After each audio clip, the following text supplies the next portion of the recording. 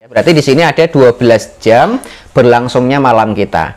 Kalau kita hitung dibagi 12 malam ini 12 jam per malam ini dibagi 3, berarti jam 6 sampai jam 9 ini 1/3 malam pertama, 10 sampai jam 1 adalah 1/3 malam yang kedua, kemudian 2 sampai 5 1/3 malam yang ketiga.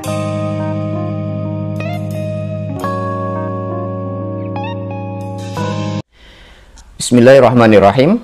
Assalamualaikum warahmatullahi wabarakatuh. Alhamdulillahirabbil alamin, hamdan wa syukron lillah. Teman-teman sekalian yang dirahmati Allah Subhanahu wa taala, pada video kali ini kita akan berbincang tentang batas waktu sholat Isya, baik dari batas awal maupun terakhir kapan kita boleh melaksanakan sholat Isya. Nah, teman-teman sekalian yang dirahmati Allah, sebagaimana yang disebutkan oleh Imam Abi Syuja di dalam Matan Al-Ghayah wa Taqrib, beliau menjelaskan bahwa waktu sholat Isya itu ada batas awal dan batas akhir. Batas awal sholat Isya itu dimulai sejak hilangnya mega merah. Jadi kalau teman-teman lihat tenggelamnya matahari di ufuk barat, ketika matahari itu sudah benar-benar hilang dari permukaan bumi, udah nggak kelihatan lagi, maka biasanya awal tenggelam itu akan terlihat semburat warna merah di ufuk barat. Jadi mataharinya sudah hilang, namun semburat mega merah di ufuk barat itu masih kelihatan gitu. Nah, selama mega merah itu masih ada, berarti itu menandakan waktu sholat maghrib masih berlaku atau masih boleh dilakukannya sholat maghrib gitu.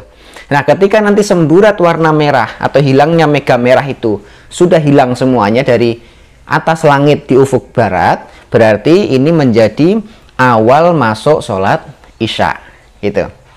Mungkin kalau hari ini dikasih waktu menggunakan jam, kalau di Lampung Selatan itu awal sholat Isya per hari ini kurang lebihnya jam 7.07 lewat 10 kurang lebihnya gitu. Nah, kemudian kalau bicara tentang kapan akhir sholat Isya, begitu juga Imam Abi Syuja menjelaskan ada dua waktu. Waktu yang pertama disebut sebagai waktu ikhtiari. Ikhtiari itu waktu yang sebaiknya kita tidak melebihi batas itu, dijadikan sebagai waktu yang terbaik terakhir menjalankan sholat Isya. Kapan? Kata beliau 1/3 malam, sulusul lail gitu ya, 1/3 malam. Lah 1/3 malam itu kapan, teman-teman sekalian? Nah, ini yang menjadi perdebatannya tuh di sini. Jadi kalau seandainya kita menghitung malam itu sejak masuknya maghrib, yaitu kurang lebih jam 6, dan penghujung malam adalah masuknya waktu subuh jam 5 gitu, maka hitungan kita mulai dari jam 6, 7, 8, 9, 10, 11, 12, 13, 14, 15, 16, 17. Ini di sini kita ada kurang lebih 12 jam. Mulai dari awal malam sampai akhir malam. Dari jam 6 maghrib sampai jam 5 subuh. Karena di Lampung masuk subuhnya itu jam 5 gitu ya. Berarti di sini ada 12 jam berlangsungnya malam kita. Kalau kita hitung dibagi 12 malam ini 12 jam per malam ini dibagi 3, berarti jam 6 sampai jam 9 ini 1/3 malam pertama, 10 sampai jam 1 adalah 1/3 malam yang kedua, kemudian 2 sampai 5 1/3 malam yang ketiga. Nah, berarti kalau kita melihat kaidah yang disampaikan oleh Imam Abi Syuja bahwa akhir waktu Isya yang disebut sebagai waktu ikhtiari, waktu yang paling bagus kita berhenti di situ adalah 1/3 malam. Berarti 1/3 malam itu dimulainya sejak jam 9 malam. Artinya ketika kita ingin melaksanakan sholat Isya yang agak dikebelakangkan, maka yang terbaik adalah jam 9 malam atau kurang lebihnya jam 10 malam ini. Ini disebut sebagai 1/3 malam pertama gitu.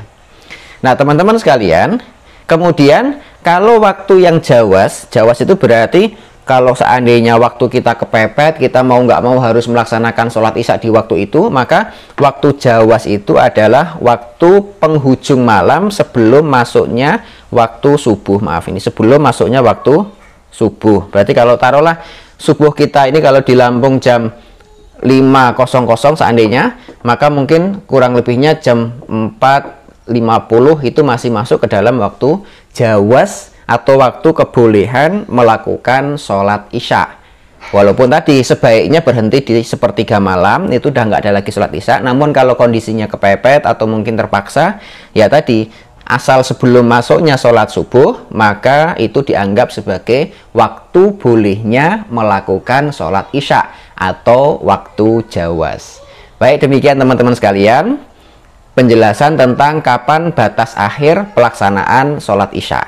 Moga-moga bisa kita pahami bersama. Aku qouli hadza, astaghfirullah li wa lakum. Assalamualaikum warahmatullahi wabarakatuh.